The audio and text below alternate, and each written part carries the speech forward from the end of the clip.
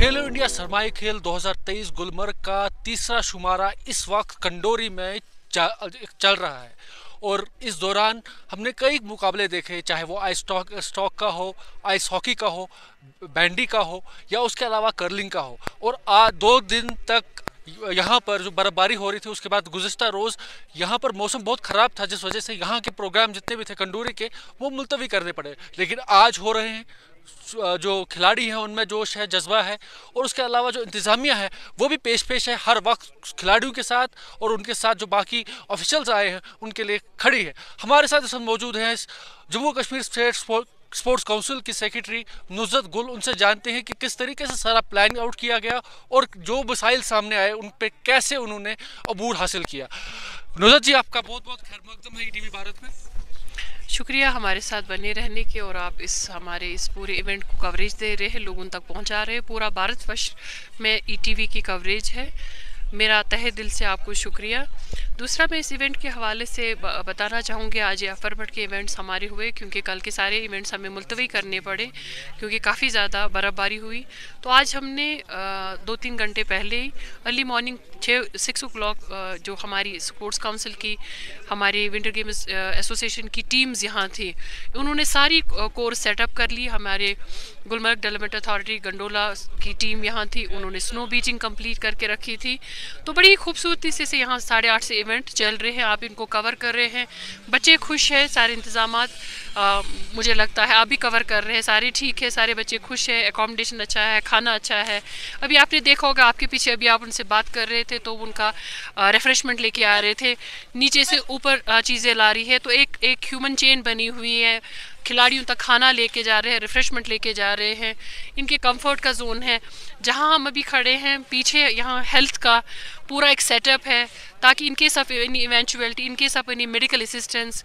So by and large मुझे लग रहा है ठीक ही चल रहा है, लेकिन आप प्लीज़ इसको कवर करिए, लोगों तक पहुँचाइए ताकि लोगों को पता लगे कि गुलमर्ग में कैपेसिटी कितनी है, JNK में कितनी कैपेसिटी है विंटर गेम्स जैसे ऑल ओलंपिक डिसिप्लिन्स को आगे ले जाने के लिए, ताकि हम देश के लिए अपने चैंपियंस पैदा कर सके। इस बार के इवेंट में बहुत सी दिलचस्प चीज़ें देखने गई। एक खिलाड़ी अपनी 8 महीने की बच्ची के साथ आई और दूसरा स्नोबोर्डर है, उसका भी 2.5 साल का बच्चा उसको चीयर करने आया। तो इस सब चीज़ों से जहां एक तरफ भारतवर्ष की यूनिटी बढ़ती है, वहीं पर दूसरी तरफ एक मौका मिलता है खिलाड़ियों को, जैसा उनका कहना है कि हम ओलंपिक के लिए प्रिपेयर कर रहे हैं। तो आपको क्या उम्मीद है, गुल मुस्तफ़ा देव, उसके बाद आरिफ खान, उसके बाद आपको क्या लगता है कि जम्मू कश्मीर से होम ग्राउंड एडवांटेज होने के बाद भी, ऐसी स्लोप्स होने के बाद भी कितने ओलंपिक्स हम और प्रोड्यूस कर सकते हैं? आपने देखा होगा कि देखिए, हर रंग के, हर जाति के, हर हर हर हर भांति के लोग यहाँ आए हैं, भांति भांति प्रदेश से आए हैं, हर स्टेट से लोग आए हैं, सब कुछ है। अभी मैं ये ठाकुर साहब और उनकी मिसेस से बात करती, हिमाचल से हैं और ये अपना एक्सपीरियंस शेयर करते, ये पूरी फैमिली के साथ आए हैं। 2 तो ऑफिशिएट कर रहे हैं, बाकी इनको चेयर करने आए हैं। देखिए, मैं हर वक्त ये कहती हूँ कि जब तक हम पूरी एज कम्युनिटी ना जुड़े, पेरेंटल सपोर्ट ना हो। आपने देखा होगा कल हमें बहुत एक इशू आ रहा था कि जितने भी हमारे बच्चे आए थे उनके पेरेंट्स भी साथ आए थे, जो एकोमोडेशन में हमने फैक्टर इन नहीं किया था, but by the grace of God everybody was accommodated. बड़ी मुश्किलात का हमें उसमें सामना करना पड़ा कि इनको देखने के लिए, चेयर अप करने के लिए लोकल पॉपुलेशन भी इधर आई है, जो भी एकोमोडेशन हमसे तो नहीं डिमांड करती, होटलियर से करती हैं क्योंकि वो भी इस इवेंट का हिस्सा बनने पर। बट हमारी एक लिमिटेशन है, गुलमर्ग में बड़ी लिमिटेड अकोमोडेशन है, सारे साल ये बुक रहता है।